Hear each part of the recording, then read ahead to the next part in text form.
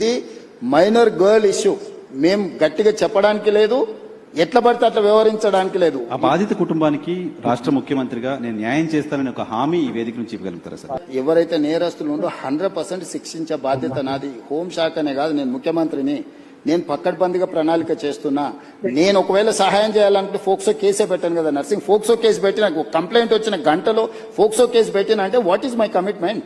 ప్రభుత్వం అనేది అసర్టైన్ చేసుకోవాలి కదా. దట్టు ఒక ప్రధానమంత్రి వచ్చే ముందలా వచ్చిన 2 ఫిర్యాదులు, అక్కడనేమో హానీ ట్రాప్ అని బండి సంజయ్ కుటుంబం కేసు పెట్టింది, ఇక్కడేమో మైనర్ అమ్మాయి మీద లైంగిక దాడి జరిగిందని వీళ్ళు కేసు పెట్టారు. రెండింటిని పరిశీలించడానికి పోలీసులకు కనీసం 24 గంటలని పడితే వాళ్ళు ఇచ్చింది రాత్రిపూట. ఒక ఆయన 8 తారీఖు 5 గంటలకు ఇస్తే ఇంకొకరు 8 తారీఖు 9 గంటలకు ఇచ్చారు. 9 తారీఖు నాడు ఎంబడే మేము రంగంలో దిగి పోలీసులు మొత్తం తీసుకొని మొత్తం స్టేట్మెంట్స్ రికార్డ్ చేసి సెక్షన్స్ ఆల్టర్ చేసిన 9 తారీఖు. 10 తారీఖు నాడు ప్రధానమంత్రి మొత్తం నేను పర్యటనలో ఉన్న మొత్తం వ్యవస్థ ఉంది.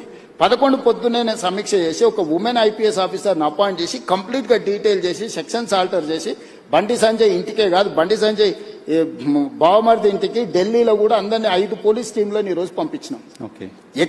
ఎక్కడన్నా ప్రభుత్వం కేసుని ఏమైనా డైల్యూట్ చేసిందా? ఇప్పుడు కొడుకు నేరం చేస్తే తండ్రిని అరెస్ట్ చేస్తారా? నువ్వు చెప్పు.